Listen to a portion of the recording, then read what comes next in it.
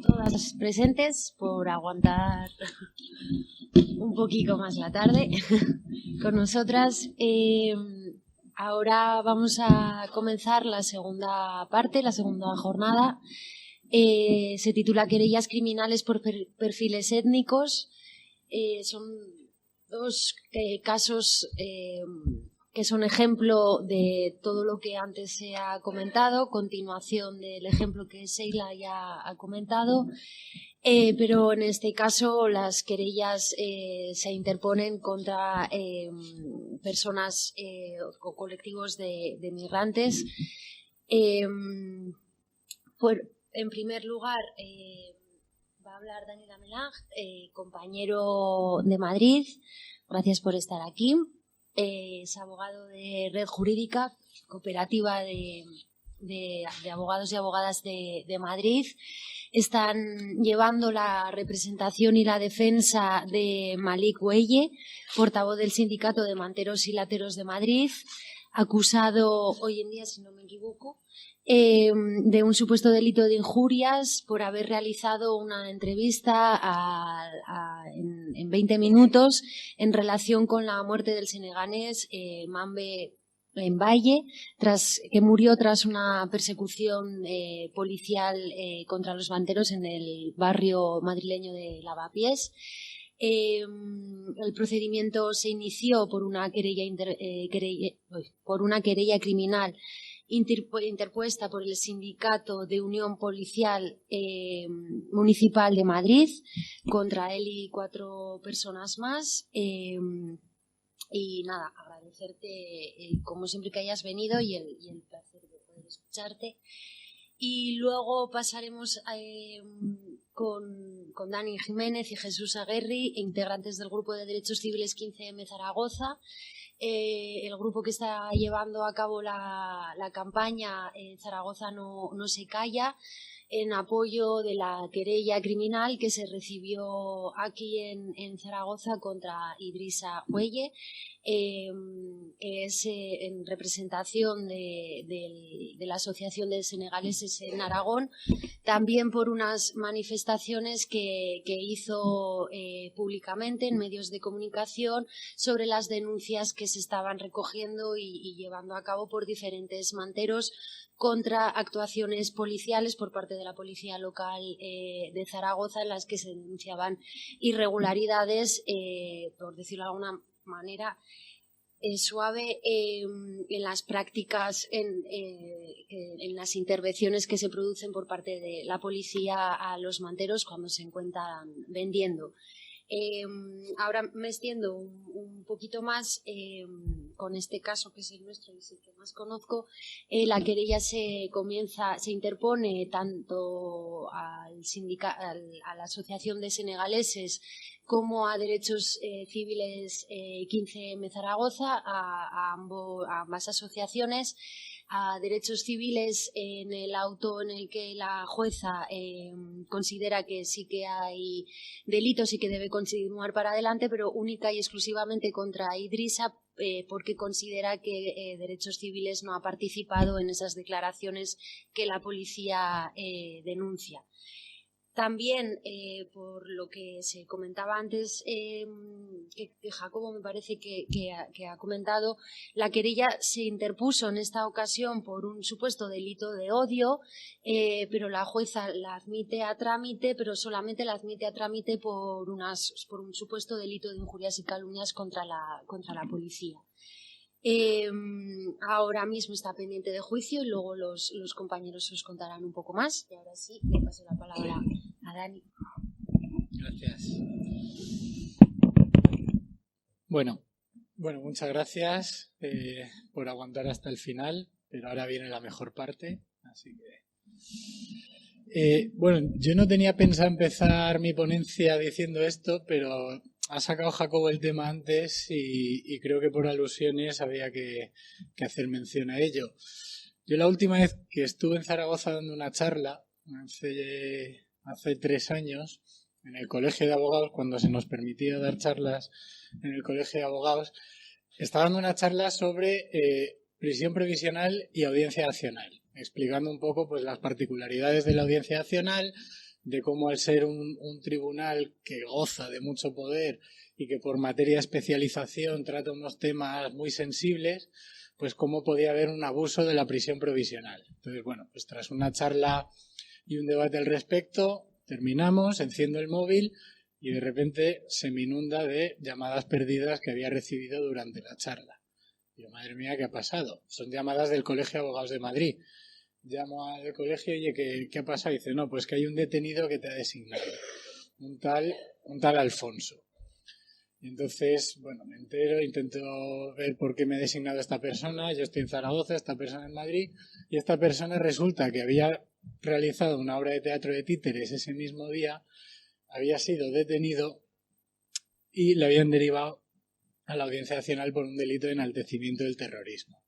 Y mira, justo estamos dando una charla sobre Audiencia Nacional y ha pasado esto, pero ahí a las personas que estábamos digo, bueno, pero esto, enaltecimiento del terrorismo, vamos a ver, esta persona no va a ir a prisión preventiva.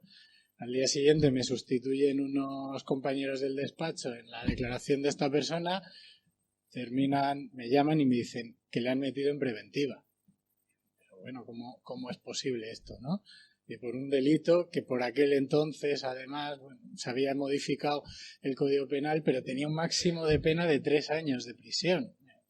Y pues, tampoco estamos hablando de unas penas súper largas, ¿no? Un mínimo de 1 año. Y él había explicado efectivamente que la obra estaba en esperanto, que todos los personajes hablaban esperanto menos el juez que hablaba en latín, y que bueno, que había sido una representación que simulaba un policía, hacía un montaje policial contra la protagonista, que era una bruja. Mientras ella estaba dormida le ponía el policía a la bruja un cartel que ponía Gora Al-Qaeda, una organización terrorista ficticia que representa todo lo malo que hay en el mundo. Al-Qaeda y ETA, pues si se fusionan, y entonces representando todo el mal le pone un cartel, el policía le hace una foto a la bruja dormida con el cartel de Gora Al-Qaeda y la detiene el policía por enaltecimiento del terrorismo. En eso consiste la obra y estas personas están denunciadas, detenidas por enaltecimiento del terrorismo y encarceladas. Entonces, bueno, pues me encuentro con que tengo que volver a Madrid y preparar recurso pidiendo la libertad de estas personas, y pues estoy aquí preparándolo con un compañero del despacho y digo, ¿y si decimos que ya no hay riesgo de reiteración delictiva porque como les han incautado las marionetas ya no pueden volver a representar la obra? Y dice, mi amigo, ¿tú eres tonto? O sea, eso, ¿qué argumento de mierda es ese? Y digo, bueno, yo lo voy a poner en el recurso. Pues a eso se agarró el fiscal y dijo, efectivamente, tiene razón el letrado y ya no pueden representar la obra. Y el juez le pone en libertad gracias a eso. Entonces, quiero dejar claro que era un argumento brillante y que... Entonces, les pone en libertad, pero el juez les pone en libertad y en el auto de libertad dice, se les pone en libertad, pero la causa va a seguir adelante porque tiene que quedar muy claro que en cualquier contexto y con independencia del contexto, si una persona en una obra de teatro exhibe un cartel que ponga Gora Al-Qaeda, siempre estará incurriendo en un delito de enaltecimiento del terrorismo. Y lo dice tal cual, dice con independencia del contexto. Claro, pues esto ya nos permitió, ¿no?, decir, bueno, pues entonces una película en la que un actor está diciendo Gora ETA, el contexto es que esto es en el marco de una película de ficción, pero si el contexto no importa, hay que detener a esta persona y al autor del libro de Patria y a todos los actores que lo hayan dicho en obras de teatro, en películas, en series, etcétera, etcétera, habría que encarcelarles y además, si no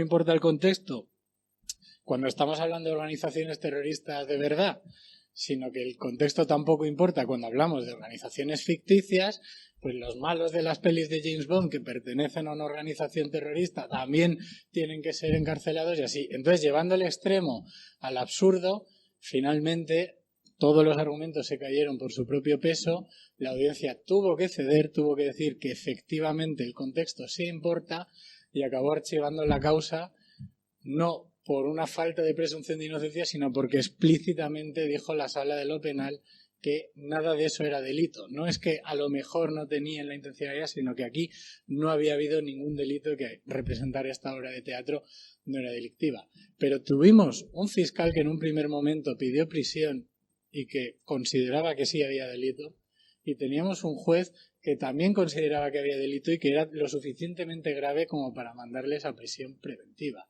Esto además era en un contexto en el año 2016 en el que estaba César Strawberry iba a ser enjuiciado, Guillermo Zapata, Cassandra Vera, etcétera, etcétera. Claro, estaba antes en el debate, ha dicho, me parece que lo has dicho tú, que ya no hay operaciones araña. Claro, efectivamente, ya no hay operaciones araña porque han desfilado por la Audiencia Nacional más de 80 personas en los últimos años acusadas por este delito, por tweets, por chistes, la verdad, que gracias a una labor, yo creo, de muchos abogados y abogadas de este país, haciendo ver que lo que estaba haciendo la audiencia no se, o sea, la audiencia y luego el Tribunal Supremo, en el caso de la sentencia de César Strawberry, no se podía tolerar, que era una injerencia sobre la libertad de expresión bestial, y finalmente nos han tenido que dar la razón en muchísimos de estos supuestos. Claro, pero ahora el nuevo delito de moda ya se ha pasado de moda el enaltecimiento del terrorismo, y ahora el delito de moda es el delito de incitación al odio. También ha hablado Jacobo antes de este delito, ¿no? Como se está usando siempre para criminalizar al enemigo, porque claro, siempre que una persona te va a criticar o te va a insultar, casi siempre va a haber un motivo discriminatorio detrás. Puede ser porque te discrimino porque no me gustan las personas altas, o te discrimino por una cuestión ideológica, tú eres de izquierdas, yo soy de derechas, o viceversa, o te discrimino por esto, por eso, por eso. Claro, al final la discriminación, la diferencia de opinión, la diferencia ideológica se está utilizando como un pretexto para perseguir a personas por lo que están diciendo, por lo que piensan o por manifestar lo que piensan, ¿no? También se está poniendo un poco de orden, por fortuna, en distintas sentencias tanto de audiencias provinciales como de tribunales superiores de justicia, e incluso se ha hecho un poco el amago también en la sentencia del Tribunal Supremo del caso Alsasua, decir, ojo, que la discriminación no constituye un delito de odio. El tener unas diferencias ideológicas o actuar motivados por esas discrepancias ideológicas no constituye un delito de odio. Tiene que ir más allá. Claro, lo que no está diciendo el Tribunal Supremo en esta sentencia, pero sí dicen otras sentencias de audiencias provinciales, sentencias autos de audiencias provinciales, es que se tiene que dirigir la acción para hablar de un delito de odio contra un grupo vulnerable, o más bien vulnerabilizado, ¿no? Contra un grupo que históricamente haya sido oprimido, que haya recibido esa opresión por parte de la mayoría social del país, que corre peligro y que por tanto se le tiene que dotar de esa protección especial. Claro,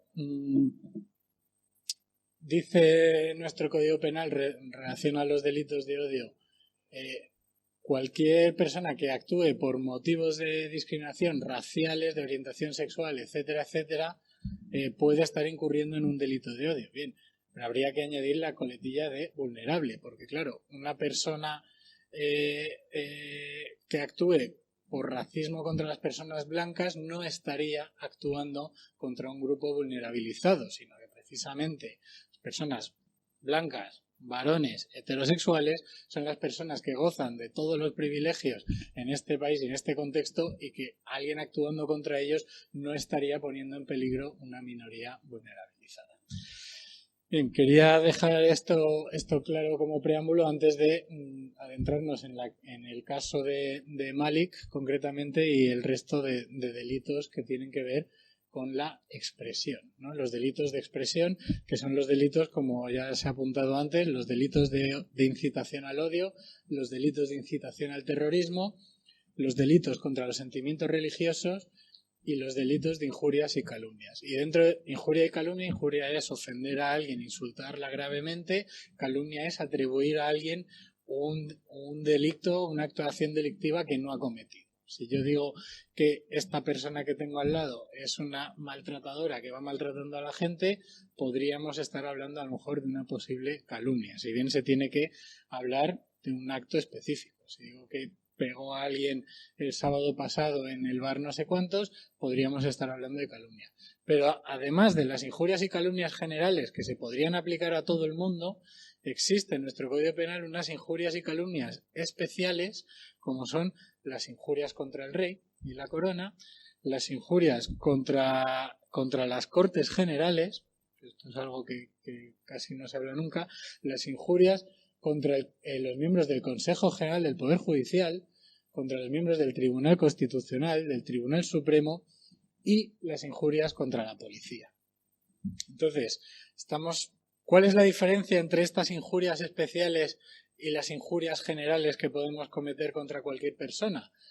Que las injurias generales que podemos cometer contra alguien, si yo digo Dani es un idiota, tal, insulto, y ya veríamos si tengo razón o no. Si yo cometo una injuria contra una persona, esa persona me tiene que denunciar a mí, tiene que sentirse personalmente ofendida y tiene que interponer una querella contra mí. Mientras que si yo insulto a miembros del Tribunal Supremo, del Tribunal Constitucional o a la policía como institución, cualquier persona podría querellarse contra mí, que es lo que está pasando en estos casos. No es el ofendido directo, el perjudicado, la víctima de las injurias y calumnias, la persona que está interponiendo querellas. En el caso de Iñaki, pues no es la Dirección General de Serveis Penitenciaris que designa un abogado concreto para que interponga una querella, sino que un sindicato. Un sindicato, además, a veces incluso minoritario, como en el caso de Malik. Cualquier persona puede denunciar porque aquí lo que se está protegiendo es el orden público. No se está protegiendo el honor de una persona en particular, ¿no? Sino que si yo insulto a la corona, si yo insulto al rey, yo insulto a la policía, insulto al Tribunal Constitucional o insulto al Consejo General del Poder Judicial, estoy insultando al orden público y estoy insultando a la paz y la convivencia de nuestro Estado y estoy insultando, por tanto, a los valores constitucionales. Claro. Entonces, ¿qué quiere decir? Que cualquier persona se puede querellar contra mí por este tipo de delitos y, por tanto, se convierte en un arma muy importante para limitar la libertad de expresión de quienes deciden realizar críticas políticas. Claro, en el caso de Malik Gueye, el caso de Malik empieza en el día 15 de marzo del 2018, hace un año y medio, cuando muere Mame Mbaye en las calles de Lavapiés. Había habido una redada de la policía municipal en la Puerta del Sol, habían cargado contra un grupo de manteros, en las cargas 2 turistas francesas acaban con heridas. Hay unas versiones que dicen que es por golpes de la policía, otras versiones que dicen que es porque los manteros las arrollan. En cualquier caso, es indiscutible que hubo una intervención policial en la Puerta del Sol. Y luego, en el barrio de Lavapiés, a 1,5 kilómetros, Mame Mbaye se desploma en las calles de Lavapiés y pierde el conocimiento y empieza a dejar de respirar. Mame Mbaye iba acompañado de un amigo suyo que asegura que los dos venían de la Puerta del Sol, que habían corrido desde la intervención policial, que la policía les había perseguido no durante el 1,5 kilómetros que hay de distancia de separación entre un punto y otro, pero sí durante una buena parte de eso, que llegaron a Lavapiés exhaustos y que en ese momento es cuando Mame se desploma. Hay versiones de algunos testigos que dicen que enseguida llega la policía municipal y se pone a asistir a Mame, y hay versiones de otros testigos que dicen que los policías municipales apartan al amigo de Mame Mbaye que le estaba socorriendo y que al apartarle deja pasar un tiempo antes de que se pongan ellos a reanimar y cuando intentan reanimarle fallece. En cualquier caso, Mame Mbaye fallece en las calles de Lavapiés en un contexto que además en ese momento no estaba del todo claro, pero sí que muchas personas vinculaban a la operación policial que había tenido lugar unos minutos antes en la Puerta del Sol. Empieza una oleada de indignación en redes sociales, muchas personas empiezan a relacionar los hechos con el racismo institucional, entre ellas la concejal del Ayuntamiento de Madrid, por entonces concejal Romy Arce, que tuitea: Lucrecia Pérez, Lucrecia Pérez, que fue asesinada por un guardia civil fuera de servicio.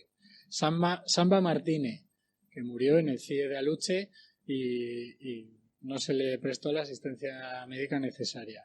Hoy Mamen Valle. Los nadie, víctimas de la xenofobia institucional y de un sistema capitalista que levanta fronteras interiores y exteriores.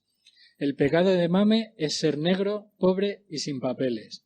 Hermano, siempre estarás en nuestro recuerdo. Ese es uno de los 3 tweets que Romy hace en relación a Mame. En otro dice no más persecuciones policiales en nuestros barrios y en otro dice los manteros exigen el fin del hostigamiento policial. Por su parte, Malik Gueye, que es portavoz del Sindicato de Manteros y Lateros de Madrid y que conocía personalmente a Mamen Valle y estaba muy dolido por su muerte, concede una entrevista en el diario 20 Minutos al día siguiente, 16 de marzo, y dice: llevamos 3 años denunciando la persecución, el acoso y explicándole al ayuntamiento lo que está pasando, y no han hecho nada. Esto no es algo nuevo que llegan y matan a Mame.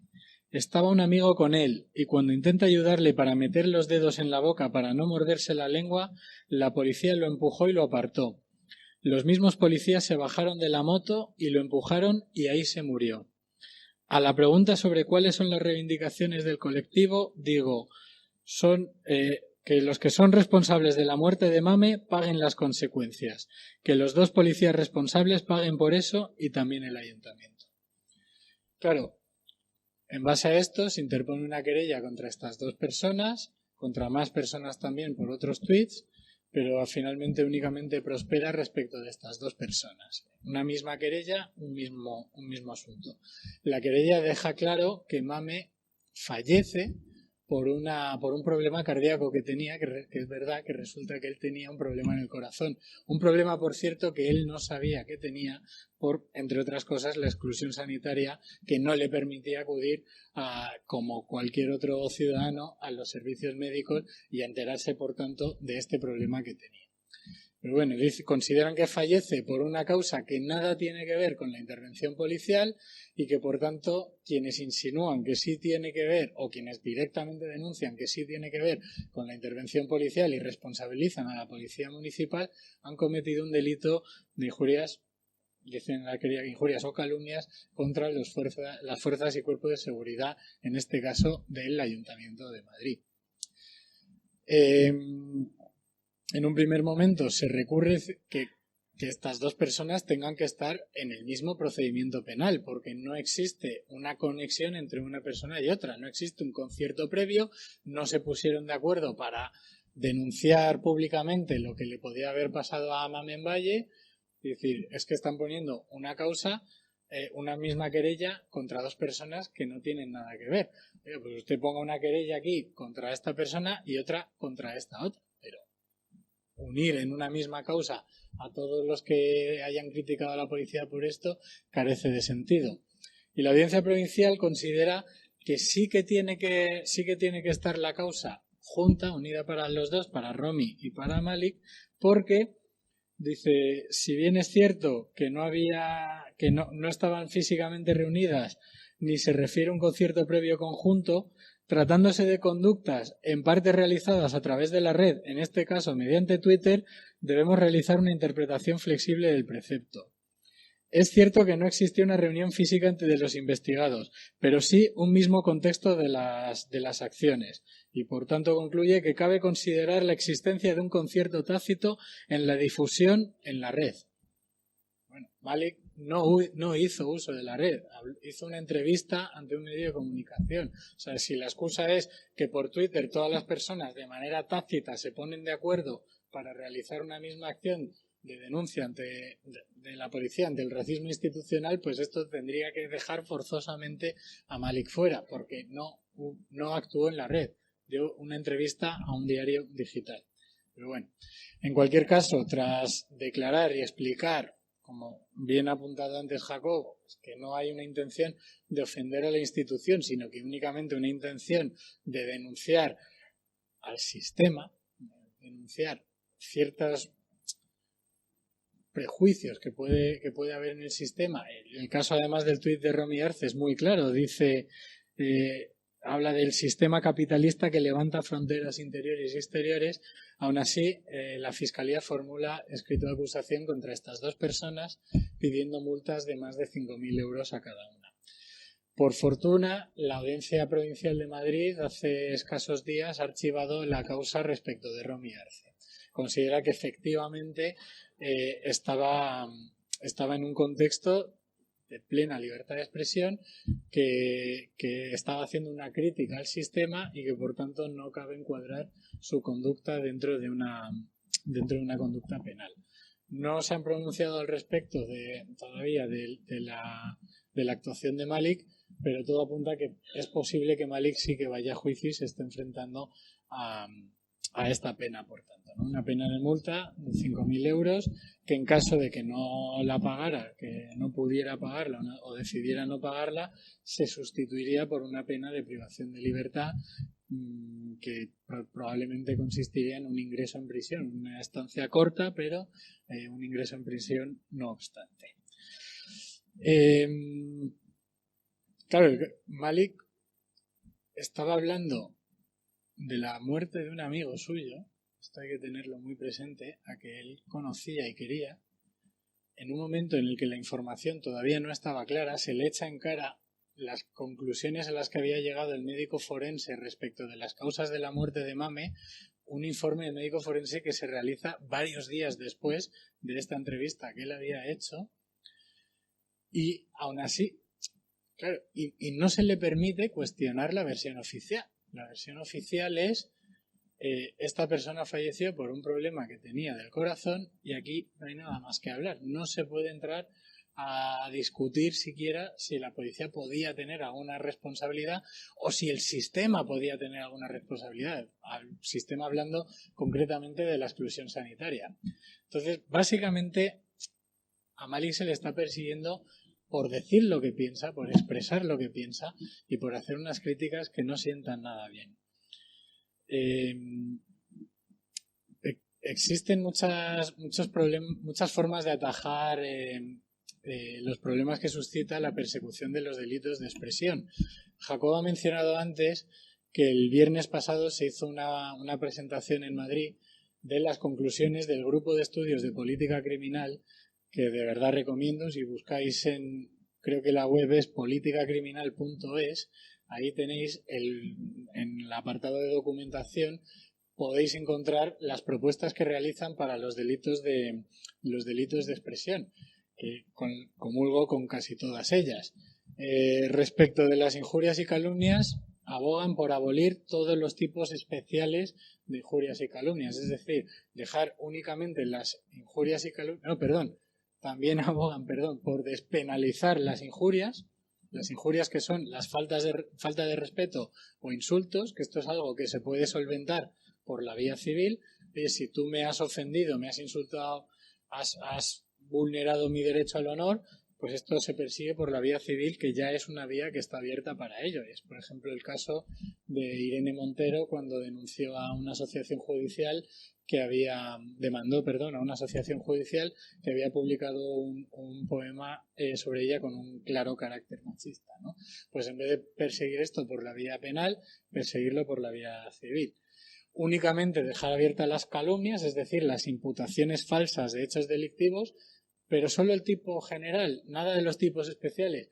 Si el rey, que es una persona, se ha sentido ofendida por alguna frase calumniosa, que se querelle. Si el miembro del Tribunal Constitucional se ha sentido ofendido, pues también que se querelle, ¿no? Que los perjudicados se querellen con independencia del cargo oficial que ocupan. Claro, en la presentación que se hizo el viernes pasado de estas conclusiones, un periodista que estaba preguntaba, decía, oiga, pero ¿no son más graves las injurias contra personas que ostentan cargos oficiales porque no solo están insultando a la persona física y a la persona que está ahí, sino que están insultando también al puesto que ocupan y por tanto nos están insultando y faltando el respeto a todos?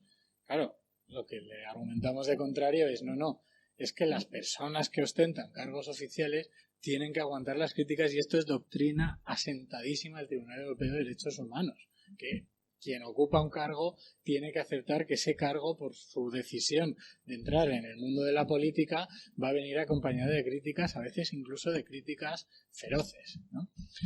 Entre las conclusiones también del grupo de trabajo, el grupo de estudio de política criminal, respecto a la incitación al odio, también dicen de eliminar el listado que viene ahora mismo en el Código Penal de posibles grupos que podrían ser víctimas de delitos de odio, porque claro, el listado, al ser cerrado, excluye, por ejemplo, los delitos de aporafobia, ¿no? Los delitos cometidos contra las personas pobres, porque no viene como causa o como motivo para ser un sujeto pasivo de este delito, no aparece, por ejemplo, la discriminación socioeconómica. Entonces, bueno, pues dejarlo abierto, pero dejar claro en el propio tipo penal que tiene que tratarse de grupos históricamente vulnerabilizados, ¿no? Y que únicamente se castiguen o se persigan los delitos de incitación al odio o de incitación al terrorismo cuando efectivamente se está incitando y creando un peligro real de que se cometan actos físicos y delitos por motivos de odio contra grupos vulnerabilizados o que se cometan delitos de terrorismo. Es decir, que se persiga la incitación y no la mera opinión o la mera adhesión a ciertas ideas por repugnantes que nos puedan parecer, que esto también pues, puede dar para mucho debate y ha dado para debate antes. Y también respecto del delito contra los sentimientos religiosos, pues también proponen abolir directamente este tipo penal, porque claro, lo que el tipo penal busca es castigar a quien hace escarnio y burla tenaz contra unas ideas o contra un dogma, una doctrina religiosa. Pues bien, quien se haya sentido ofendido por eso también puede acudir a la vía civil y decir, es que usted lo que ha hecho aquí pues me ha ofendido profundamente, pero en la vía civil, eso sí, tendrá que demostrar que se ha hecho escarnio y que se buscaba hacer escarnio, ¿no? Decía Jacobo, y ya con esto termino, respecto de este último tipo penal, el de los delitos contra los sentimientos religiosos, que únicamente existía la condena esta de Jaén, que es verdad pues que es un precedente malísimo, pero explicaba Jacobo por qué, porque muchas personas que son denunciadas por este delito, pues ante estas querellas que vemos que pone pues la Asociación de Abogados Cristianos y otras asociaciones, pues tienen que acudir al juez y decir, no, mire, yo no quería ofender, no sabía que esto iba a ser ofensivo, bla, bla, bla. Claro, ahora tenemos sobre la mesa el caso de Willy Toledo, que Willy Toledo, buscando, entiendo yo, forzar un debate y buscando ver hasta dónde puede llegar el Poder Judicial con esto, declaró ante el juez que claro que quería causar un escarnio, que claro que quería ofender y que además se vuelve a cagar en la Virgen y en no sé qué otras burradas más ha dicho. Claro, está, entiendo yo, buscando forzarnos y decir, no, es que no tenemos que agachar la cabeza y pasar, ¿no? por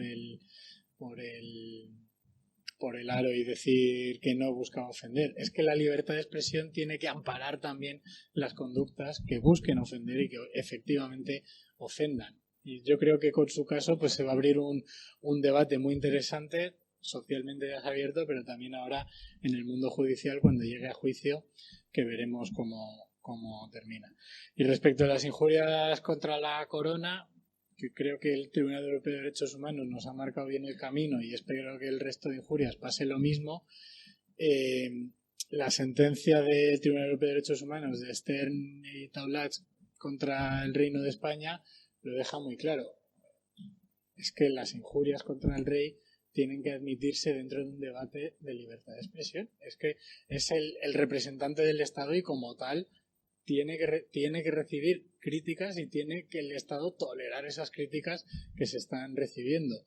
Creo que tengo el dudoso honor, si no me equivoco, de ser el abogado que defendió la última condena y que fue condena por un delito contra injurias a la corona, alguien que había puesto en Facebook que el rey era un corrupto malparido, textualmente. Pues, le condenaron por eso justo unas semanas antes de que saliera la sentencia esta del Tribunal Europeo de Derechos Humanos. Y desde que ha salido esa sentencia, Fiscalía, según las memorias al menos de Fiscalía, no ha vuelto a acusar por este delito. Pues bien, Veremos si con el resto de injurias pasa un poco lo mismo y el Tribunal Europeo de Derechos Humanos marca el camino y Fiscalía deja de acusar por estos delitos, y seguro que si Fiscalía deja de acusar, pues también deja de haber condenas. Sin embargo, yo creo que antes que hacer caso a todas estas propuestas de despenalización y de limitación de estos tipos penales, yo intuyo que el legislador va a recurrir a otra técnica para intentar acabar con esto, y es algo que se dice ya a voces que quieren hacer, que es cargarse la figura de la acusación popular. Es decir, que no cualquier persona se pueda personar en una causa, sino que únicamente el perjudicado directo, porque la acusación popular es muy molesta muchas veces para el Ejecutivo, para ciertos colectivos y sobre todo también para quienes ostentan el poder.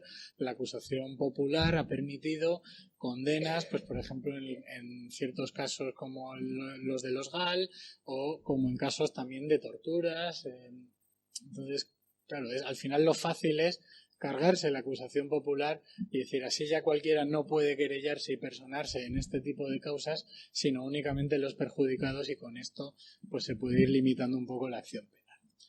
Y ya por mi parte nada más, y yo creo que igual dejamos las preguntas para el final, ¿no? Sí.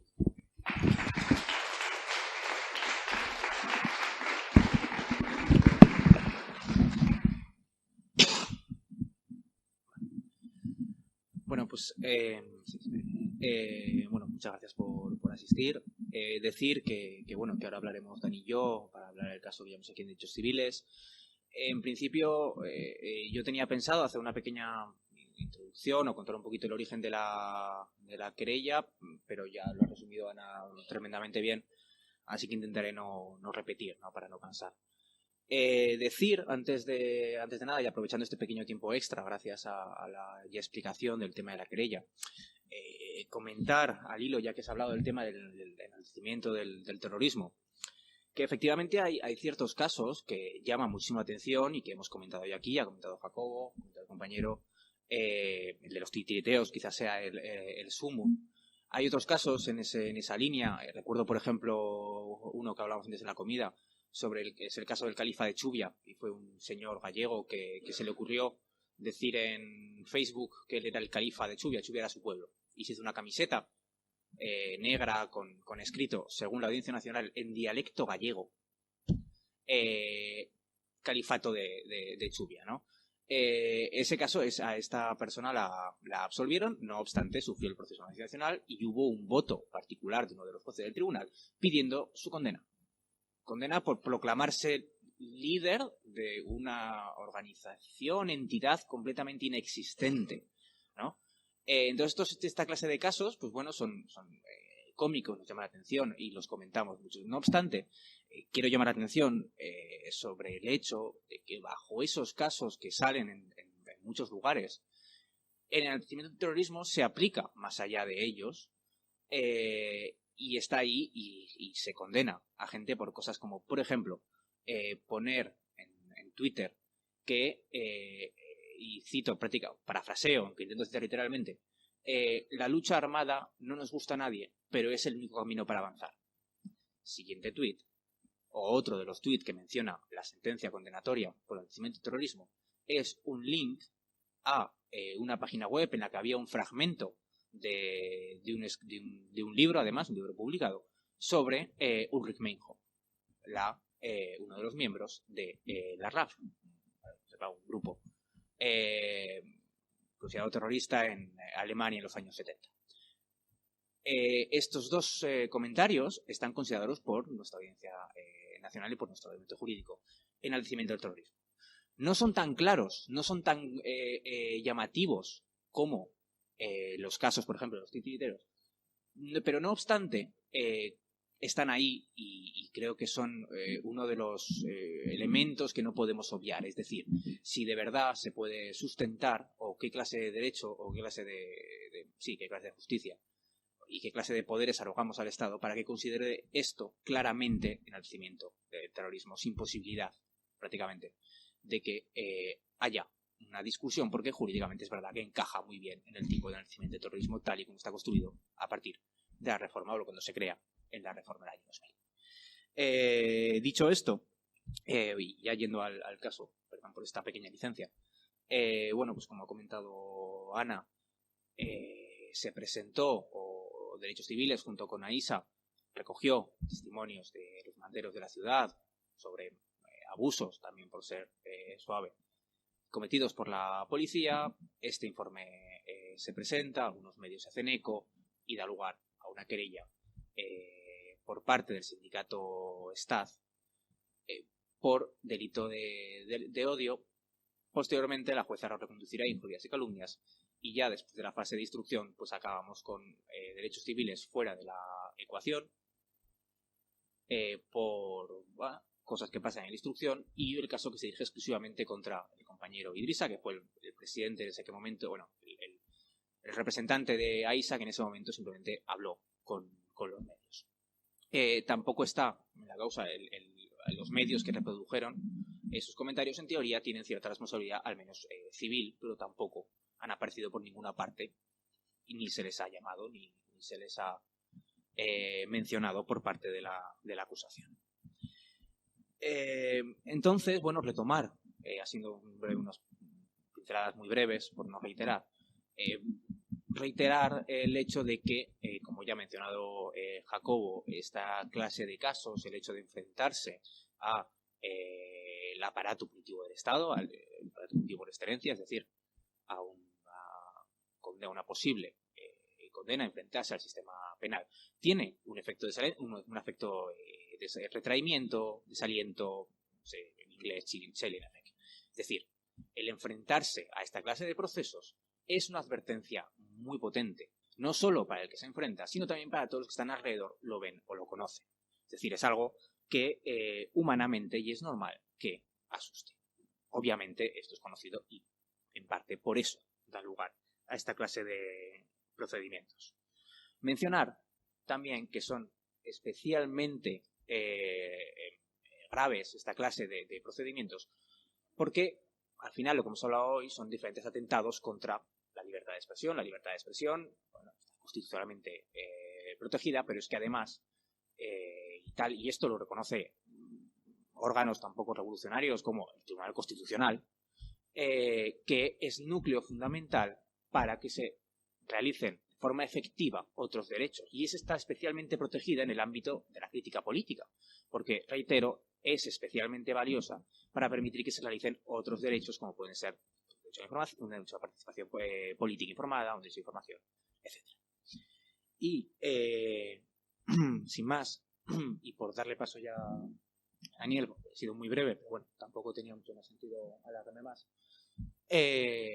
decir que la cuestión aquí es que lo que vemos al final es un uso del sistema penal para reprimir cierta crítica política, para reprimir cierta disidencia política, si vamos a hablar en estos términos. Esto, claro, ahora nos parece nuevo, pero si echamos la vista atrás, la vista históricamente atrás, no es nuevo. Es teóricamente nuevo. ¿Qué quiere decir esto? Que en teoría, cierta teoría del derecho, el derecho penal, se supone un límite al poder punitivo del Estado. En tanto que el límite tiene unas garantías, y esas garantías son las que nos están rompiendo ahora. Pero, y aquí es, el asunto de fondo es este, y es que hasta qué punto esta teoría del derecho, esta visión del derecho penal, esta visión del Estado de Derecho, llegó o llega, o qué realidad tuvo más allá de su virtualidad teórica. Porque al final lo que tenemos es un sistema penal reprimiendo. Desde la teoría, efectivamente, esto es novedoso. Desde la teoría del derecho, esto es romper ciertas garantías e involucionar años. Reitero, en lo teórico. La discusión está en la práctica. ¿Qué novedad tiene?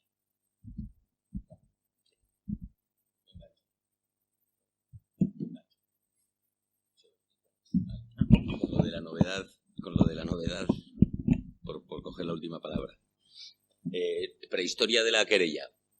Esto no lo hemos puesto por provocar ni por buscarnos nada, que es didáctico. Como todas las proyecciones, esta es didáctica. Era para explicar un poco, para situarnos en la prehistoria de la querella, que tiene que ver contra la campaña retomada en segundo capítulo por la disolución de la UAPO y demás. Y esto ocurre en una fase previa a la querella, que es, pues, aquella fase cuyos episodios, todos ellos, explican bastante que esto va de orden, es una cuestión política, va de poder político y va de sostenibilidad, sobre todo de sostener un statu quo más o menos estable en la medida que no sea distorsionado por un trabajo que, por mucho que se ha hecho hoy en la base de la pirámide y más o menos minoritario, pero que despunte un poco, ¿no? O dicho de otra manera, utilizar políticamente el trabajo, ¿no? Que es algo bastante espurio que se suele hacer desde la institución, que es utilizar un conflicto visibilizado u otro, en un sentido u otro, a favor de arrimando el ascua a tu sardina. Esto, en realidad, la primera vez que salió a color impreso, creo que fue en el pleno del ayuntamiento, en su momento. La primera promo que se hizo de la campaña a color fue ahí. Esta es una etapa en la que las amenazas de querella ya iban apuntando y asomando, ¿no? Y otras expresiones y otros intentos de censura, pues ya se iban dando, aunque no llegaban a término. Bueno, en ese momento salpicaban, ¿no?, al trabajo del Grupo de Derechos Civiles o de las asociaciones senegaleses, pero no tocaban directamente.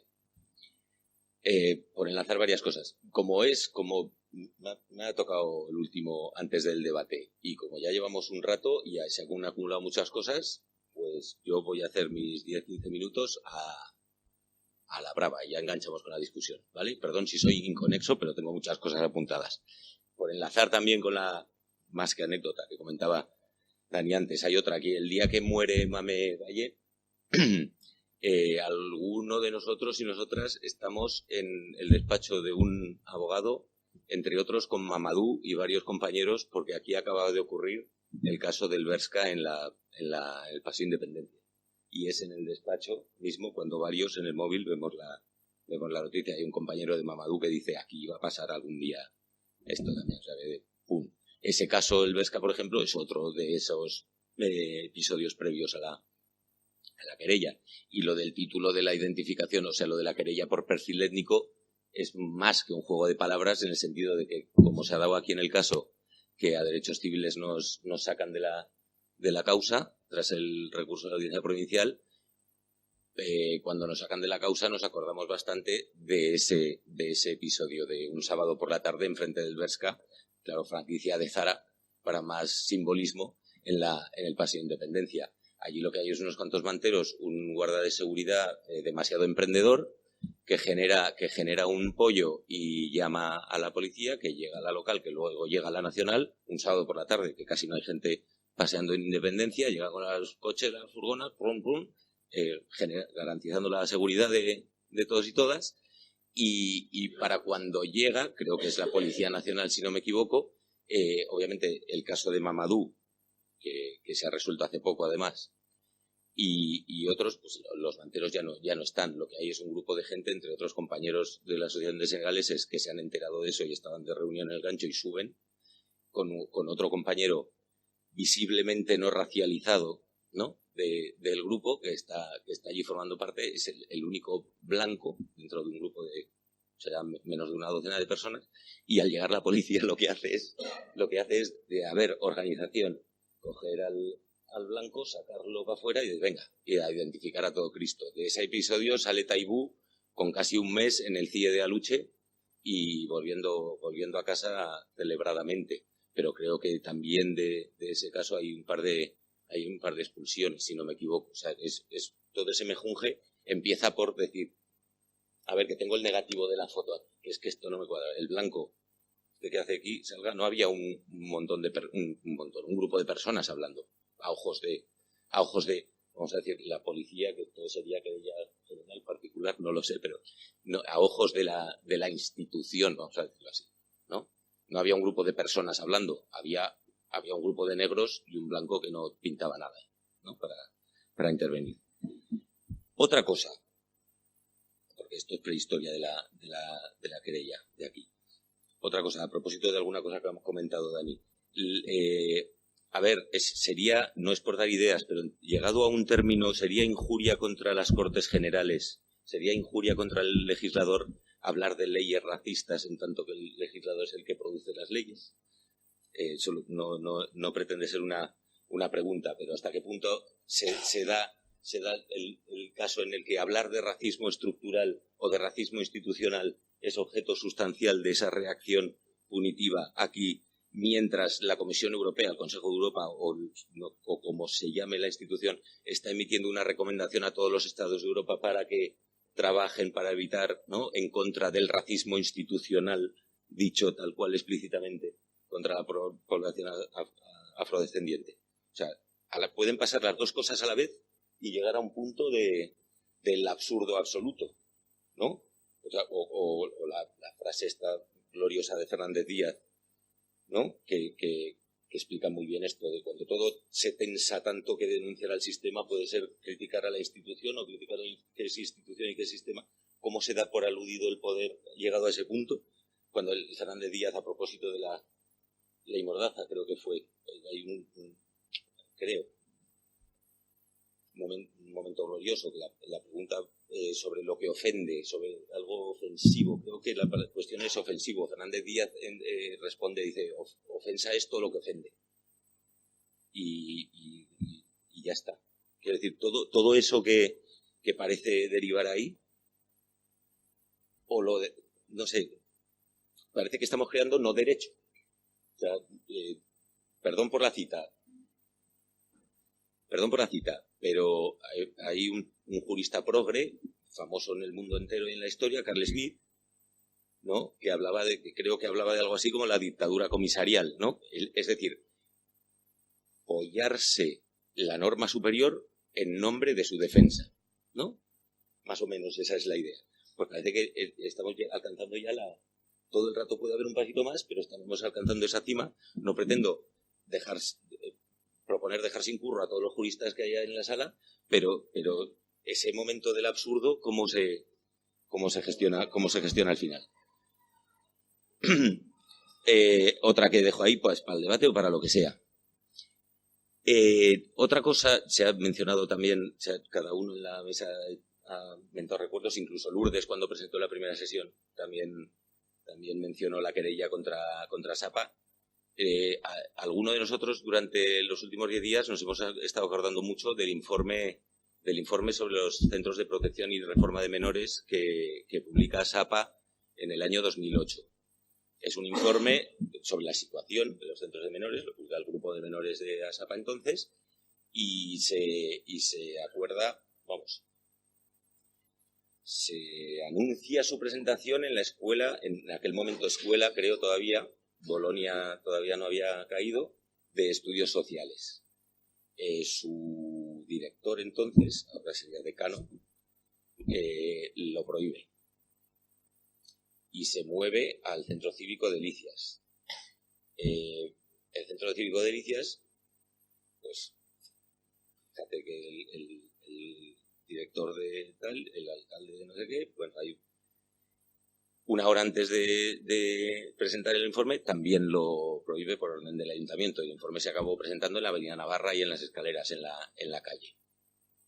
Lo que comentaba Jesús, que esto no es nuevo, y de hecho nos hemos estado acordando mucho de ese episodio porque se da más o menos igual. Y como es el último, y como es el cierre un poco de toda la tarde, pues yo me veo obligado aunque sea 2 minutos, dedicárselo a esto.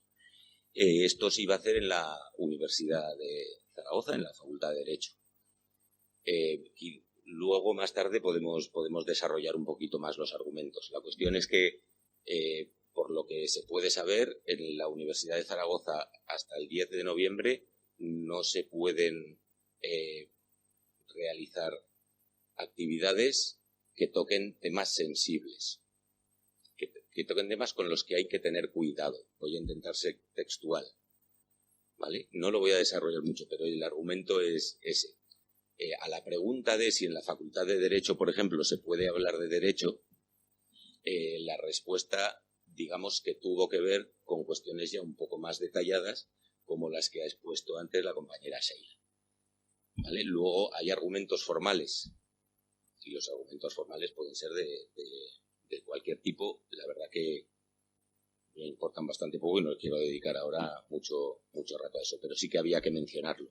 Luego podría haber una hipotética discusión cuando eso se intenta hacer en el Colegio de Abogados. No pretendo generar un debate ahora y desviar el tema importante, pero cuando eso, como forma parte de lo mismo, cuando eso se intenta organizar en el Colegio de Abogados, pues en el Colegio de Abogados también el argumento es un argumento formal y la cuestión es que tampoco se puede hacer. Y creo que llegados a este punto, y con todo lo que hemos hablado toda la tarde, lo de menos es si utilizamos la palabra censura o si matizamos técnicamente en un caso o en otro, porque lo que estamos hablando es de un problema que, como decía Jacobo, es un problema ya de generación de cultura o de consolidación de una cultura que es mucho más grave. Y para mí lo más grave de eso es como decisiones supuestamente personales en cada uno de esos episodios explican y resumen bastante bien cuál es esa lógica general. Y esa lógica general, casi es que sería para volverse a citar al jurista progre, pero no. Tiene que ver con o te lo censuro con el garrote o te lo prohíbo para que no venga el del garrote. No sé si me explico. Y digo general porque es una lógica general, porque incluso desde esos experimentos se podría leer un poco la situación política, incluso. O viene el del garrote a darte la hostia, o yo para que no vaya a ser que haya algún problema, pues.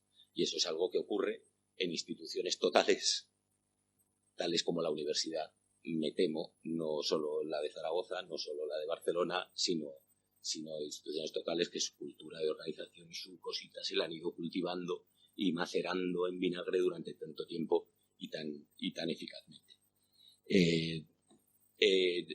Si se pudiera desarrollar más, se podría hablar de la puñetera banalidad del mal. Y lo voy a dejar ahí. Porque muchas veces quien te espeta esa explicación que antes he entrecomillado, luego se le da la vuelta a la esquina y te cita a Alessandro Barata y te cita a Foucault y se pone estupendo con no sé qué. Pero lo que te está diciendo es algo muy parecido a la del juez que le dice, pero hombre, con esa minifalda, ¿eh? Con esa minifalda que vas a denunciar. Es más o menos lo mismo. No, cómo no te va a venir el del garrote si mira cómo vas. Dejando eso ahí,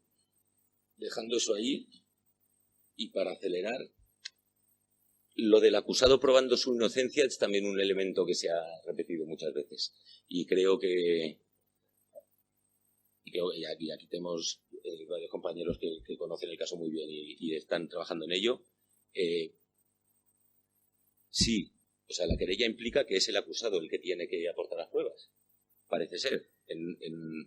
Y no quiero entrar mucho en detalle sobre la querella porque aún está pendiente de fecha de juicio.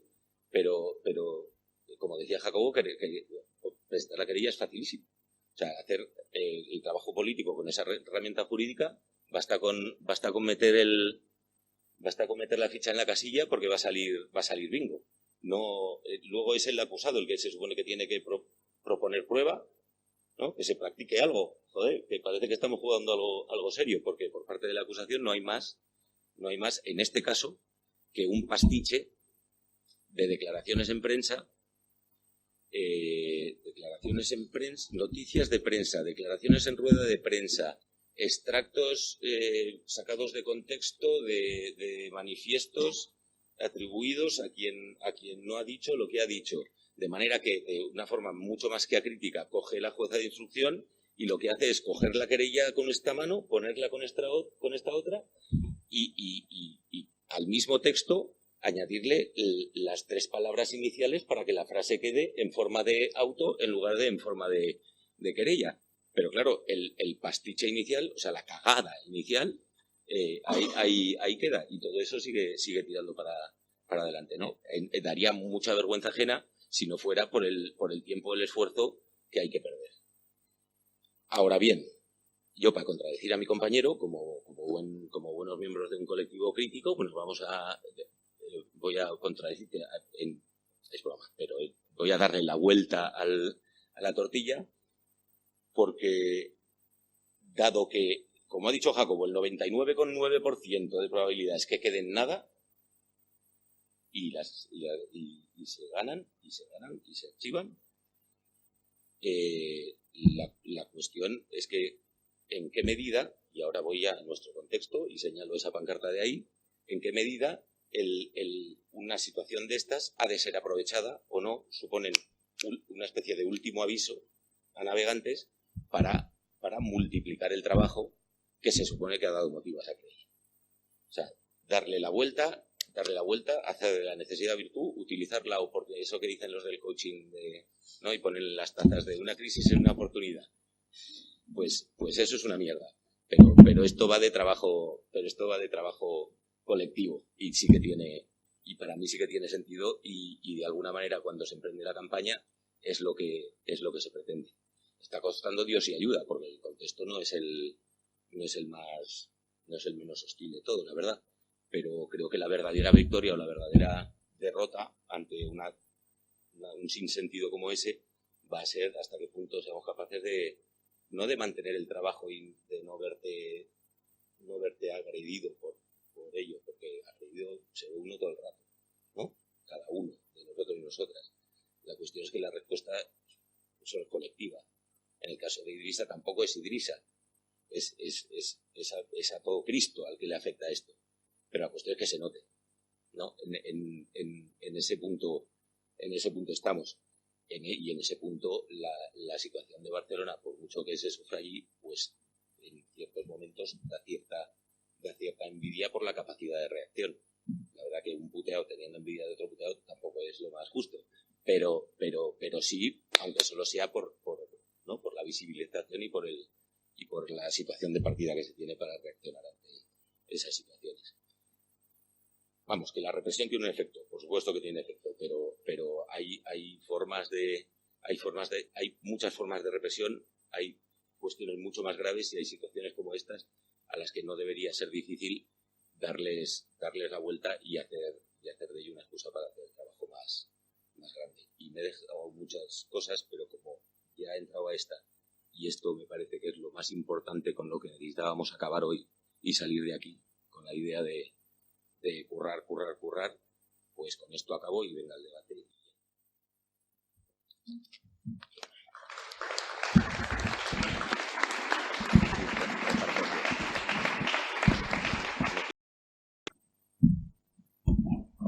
Claro, la acusación popular efectivamente puede ser un complemento que le venga muy bien a Fiscalía para decir, Fiscalía, bueno, yo no llego hasta aquí, pero dejo que estas otras personas sí que introduzcan esto en el debate, pero también puede ser un elemento muy incómodo para la Fiscalía, ¿eh? Y en el caso de la sentencia del Procés, por ejemplo, a mí me da la sensación, también hablando, no evidentemente con jueces del Supremo, pero con otros jueces, que les parecía incómodo el papel de Vox de cara a Europa. ¿Cómo explicar en Europa que tenías un partido de ultraderecha, por decirlo suavemente, en el juicio más importante de la historia de la democracia, ¿no? Y cómo estaban ahí acusando e introduciendo delitos que no introducía el Ministerio Fiscal? Y es que, claro, el papel de la acusación popular en la legislación española es prácticamente único por lo menos en el contexto europeo, y casi único en el mundo también, ¿no? Entonces, claro, puede ser incómodo de cara a explicar fuera, ¿no? Luego también, a veces, Fiscalía, por la razón que sea, porque consideraba que no había delito, o por la razón que fuera, decide no acusar a alguien, pero una acusación popular sí.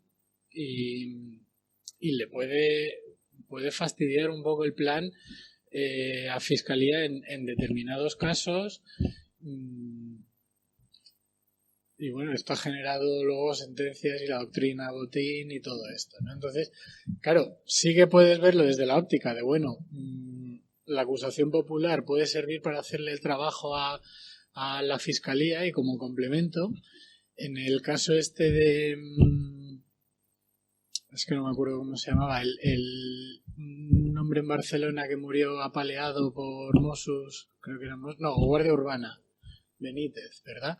Claro, la acusación popular ejercida además por Laia, la abogada de Iñaki, hizo mucho trabajo muy útil para la Fiscalía, porque estuvo investigando y estuvo aportando pruebas que la Fiscalía no había hecho. Entonces fue un complemento que le venía bien.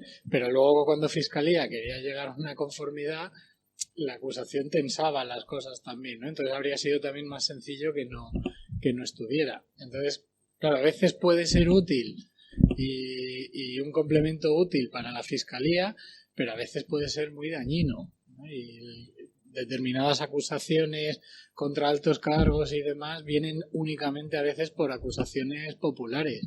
En el juicio de Bankia de este año, Fiscalía únicamente acusaba a Rato y a 2 personas más. Las acusaciones populares, como la de 15M para Rato y muchas otras, acusaban a otros consejeros de Bankia que la Fiscalía no hacía, ¿no? Entonces, ahí yo creo que es más molesto que beneficioso. Entonces, depende del caso y depende de la situación, y sí que hay muchos jueces que están a favor de abolir la acusación popular, porque también es verdad que se abusa mucho de ella, y Vox en el juicio del Prusés abusa de ella, y Vox en otros juicios como el de Rodri Lanza abusa de ella, y ahí lo más útil, lo más fácil yo creo para el legislador es decir, me cargo esta figura y que dejen de molestarme con esto. Se plantearon recursos distintos. Se ha resuelto el de Romy, el de Malik, que hasta donde sé está. Ahora el caso lo están llevando 2 compis de mi despacho y por lo que me han dicho todavía no se ha pronunciado la audiencia. Pero seguramente, claro, porque Claro, el archivo de Romy, que es un auto que está muy bien, o sea, lo recomiendo mucho y que da mucha cera a todo el mundo, pero el auto, claro, coge las frases de Romy y dice, es que aquí está criticando el racismo institucional, el sistema capitalista, claro, es bastante más genérico. Malik entra más al fondo de la cuestión, señala en su entrevista a 2 policías, dice estos 2 policías son los responsables de la muerte de Mame. Claro, los argumentos el de Romy es más general y el suyo es más específico, que aún así, ojo, no debería castigarse porque es un hombre dando su opinión y cuestionando una versión oficial, que es algo que podemos hacer todas. Pero yo creo que los argumentos del sobreseimiento de Romy no se pueden trasladar a su caso. Para citar un parrafito que aparece en la querella criminal que interponen contra derechos civiles y AISA, que la policía local, el sindicato, que también minoritario, que dicen, no se trata de expresiones que pretendan informar, que pretendan criticar, que pretendan emitir un pensamiento. Nada más lejos de la realidad, su intención no es otra que la de ofender, que la de menospreciar y desacreditar al cuerpo de la policía local de Zaragoza, ¿no? Entonces es evidente que se tratan de expresiones ofensivas, pues al hilo también de lo que han dicho antes los compañeros, que se trata de criminalizar lo que a mí me ofende, ¿no? Pero también, por darle una vuelta y así traer el contexto local actual en el que vivimos y que nos ha tocado también a la Asociación Libre de Abogadas estos días debatir, el 18 de octubre que se produce en Zaragoza una manifestación en solidaridad pues con las condenadas de Alsasua y también con el pueblo catalán, acaba derivándose no sé si lo habéis visto, una masa multitudinaria que va en contra de esa manifestación. Eran como miles de personas las que acuden con las banderas de España, pues a intentar de alguna manera u otra también ofender a las personas que habían convocado la concentración. Acaban siendo escoltadas por la policía y se producen pues hechos bastante violentos. Y a la asociación lo que se nos acaba demandando por parte de las personas que organizaron esa concentración y el resto de colectivos que se han agrupado para tratar este tema de manera política, es la demanda de qué acciones penales podemos interponer, ¿no? Entonces, pues ahí también traerá a la reflexión de pues que si desde aquí se está defendiendo la no criminalización, ¿no? A la libertad de expresión, que cuando son expresiones que nos gustan escuchar, pues esa reflexión, es invitar a la reflexión de que cuando son expresiones que no nos gustan escuchar, igual tampoco hay que criminalizarlas, ¿no? Es también un poco lo que Jacobo ha dicho y lo que mis compañeras en la asociación valoraron, ¿no? Y valoramos en ese momento. Y luego agradecer a los organizadores, a Jesús y Dani, que sí, por supuesto también, pero nadie ha dicho nada de vosotras, y de sociología jurídica del grupo de la universidad, que tanto se lo ocurran y que tanto se lo ha currado, y agradecer mucho que hayáis tirado. La universidad, y cuanto menos se le vende.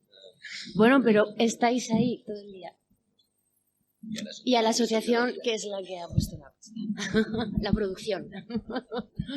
Yo puedo añadir una cosa porque el ejemplo del 18 de octubre aquí en Zaragoza va a servir para muchas cosas, y ahora el debate está ahí puesto y lo que está claro es que algo hay que hacer. Yo vuelvo primero, la carreta con la que he acabado lo que me tocaba decir. Si algo deja claro el 18 es que, digo, en los términos en los que estaba hablando antes, aquí ya nadie puede hacer nada por su cuenta. Esto es un toque de atención vuelvo a señalar la pancarta o la pancarta que sea, que cosas como esta, o sea, no es que no se dejen pasar, es que hay que tomárselo muy en serio. ¿Cómo tomárselo muy en serio? Claro, lo de la judicialización del asunto no es, ¿no? Aquí en esta sala, la mayoría de las que estamos, no estamos por esa labor. No estamos por esa labor, claro, judicializar lo que pasó, porque ¿qué es lo que pasó? En realidad lo que pasó allí es una menestra de delitos de odio, o sea, técnicamente definido. No es que ahora yo me ponga aquí ya con el buscador de delitos de odio, sino, ¿qué es lo que pasó? Pues probablemente, en base a la sentencia del Supremo de 2 días antes, la primera comisión de un delito de sedición. ¿Qué es lo que pasó? ¿Qué es lo que pasó? Como quieras llamarle, a lo que implique subirse a las furgonetas de la policía, porque ahí estaba la gente subida. Un chorreo permanente y constante y grabado en audio y vídeo de a matarles. Yo qué sé, todo eso. Digo que es un toque de atención, es una situación muy buena para enfrentar, porque es máxima. O sea, porque lo tiene todo y a paladas. Entonces, esa es la de verdad, de decir, esto, claro, y esto ¿cómo se responde? Diciendo, a ver, consulta, ¿qué manera habría de...? Yo creo que es una herramienta política el poder gestionar, una más de muchas, pero el poder gestionar lo que sucede ahí en términos de esa tensión que decía antes. Estás creando no derecho, estás vaciándolo todo hasta el punto que puedes... un minuto antes sancionar al tuitero que pone caca, y un minuto después tener 3.000 personas con las banderas del pollo en una plaza enfrentando una concentración comunicada, o sea, es decir, haciendo algo que con la legislatura del delegado del gobierno anterior se llamaba manifestación ilegal, eso que no existe y que hay que defender que no existe. Que está mal dicho, pero es que o sea, intentar visibilizar que lo que se dice mal es en este sentido, que la selectividad va en este otro sentido, y que puedes llegar, vuelvo a lo del bueno y el de la porra, y que puedes llegar gestionando la estabilidad institucional con estas definiciones selectivas de orden, puedes llegar a provocar una burrada del común. Claro, esa es la cuestión. Claro, lo que entiendo que quiere decir Jacobo, también por otras conversaciones que yo he tenido con él al respecto, es que evidentemente hay casos en los que se admiten a trámite porque el juez tiene una ideología determinada, piensa que esto está bien y dice yo esto lo admito a trámite porque hay que perseguir a estos blasfemos, ¿no? Pero también hay otros casos en los que dice es que lo mejor que le puede pasar a este caso es que esto siga para adelante, siga su curso, para que al final un tribunal superior tenga que pronunciarse al respecto y deje ya sentada una doctrina y un precedente del cual el resto de juzgados puedan beber, ¿no? Entonces, por ejemplo, en el caso de y además dice, y además también es una forma, y ha puesto el ejemplo del coño insumiso, es una forma también de hacer que la agonía de la causa penal no se extienda mucho en el tiempo, ¿no?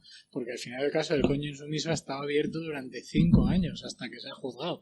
El juez de instrucción lo archivó, no sé si en una ocasión o en 2, pero la audiencia provincial lo reabrió, dijo que esto se tenía que juzgar y ahora ya hay una sentencia que da la razón a las mujeres del coño insumiso. La Asociación de Abogados Cristianos ya ha anunciado que lo va a recurrir, Fiscalía que no, y entonces va a llegar un recurso únicamente de la acusación popular, pero no así de Fiscalía, cuestionando la sentencia, y la Audiencia Provincial ahí, cuando se pronuncie respecto de ese recurso, pues va a dejar un precedente bastante valioso, sobre todo si da la razón, porque además Jacobo en todo esto es bastante optimista y dice es que atendiendo a la jurisprudencia del Tribunal Europeo de Derechos Humanos no va a quedar más remedio que absolverles también en la siguiente etapa, ¿no? Entonces, claro, yo por ejemplo en el caso de Guillermo Zapata lo vivimos, esto mismo que está diciendo él, el juez Pedraz inadmitió la querella. Lo recurren ante la sala de lo penal, la asociación de víctimas en cuestión lo recurrió ante la sala de lo penal y la sala de lo penal, con una mayoría conservadora, reabre la causa. Le toman declaración a Guillermo. Volvemos a pedir el sobreseguimiento, nos lo vuelve a archivar el juez Pedraz. Lo vuelve a reabrir la causa, pero entre archivo y reapertura pasan varios meses. Le obligan a que tenga que dictar un auto de continuación con el procedimiento abreviado. Dicta un auto en el que dice estrictamente porque se me obliga a hacerlo, dicto este auto.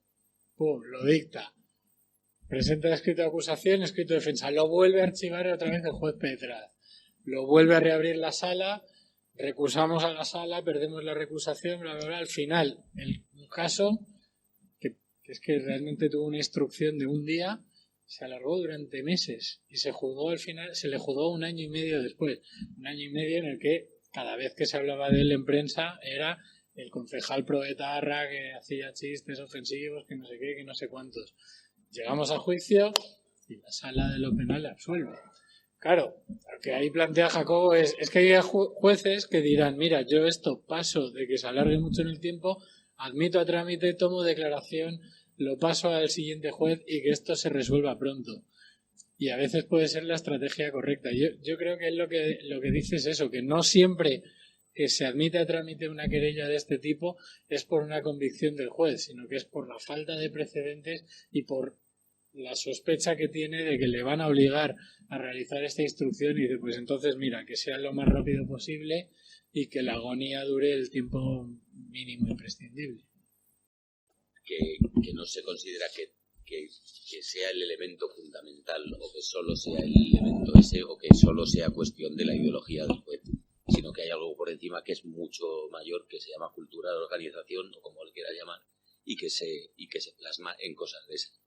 En a ver qué me va a decir la instancia superior o a ver qué va a decir el poder supremo mediático o tal, o a ver qué es lo que he dicho yo antes, que estoy convencido, tiene que ver con instituciones totales de ese tipo, porque al fin y al cabo son instituciones totales, que es que es el ejemplo que se da ahí, se da en la policía, como se da en el Poder Judicial, como se da en la abogacía, como se da en la universidad. Y en la universidad se plasma de maneras más intelectualmente miserables, podría decirse, porque ni siquiera hay una estructura específica en base a normas de no sé qué tal y cual. Tiene que ver con, tiene que ver con el interés en que no se organice, en que no me molesten demasiado. Que estoy aquí entre algodones, una discusión ya es molesta, pero imagínate un cristal roto de un energúmeno que venga aquí, ¿sabes? Porque puede ser que venga un energúmeno. La culpa no es del energúmeno, la culpa es de la minifalda, como antes. Entonces, pues eso, prohíbo el acto y ya está. prohíbo el acto o prohíbo cualquier tipo de actos que hablen. Y entonces ya corre. Aunque me hace tanta gracia, podemos seguir afuera. Yo solo quería decir una cosilla más, que aparte de agradecer otra vez a los tres visitantes, y mucho, que en todo caso es bastante divertido ver que cualquier debate que pretende ser jurídico sobre cosas de las leyes, si es cuando es suficientemente crítico, la perspectiva es suficientemente forzada, siempre acaba en un poco de desespero. Y es divertido, no es malo, pero siempre acaba ahí un poco en callejón sin salida. Precisamente a veces porque, es decir, si quien te agrede hace un uso muy selectivo del derecho y expansivo, es como la guerra con bombarderos o la guerra de guerrillas. Creo que nosotros también tenemos que hacer un uso prudente y con moderación, ¿no? Selectivo y con puntería de esa misma herramienta. No es que haya que negar, no puedes negar el aire que respiras, pero sí saber cuándo y cómo. Saber que el problema, que la cuestión más importante está un poco más allá y es un poco más gorda, ¿no? Que la que se dirime legalmente la mayor parte de las veces. Aunque, no sé, claro, cuando los abogados sois majetes, yo estoy de acuerdo.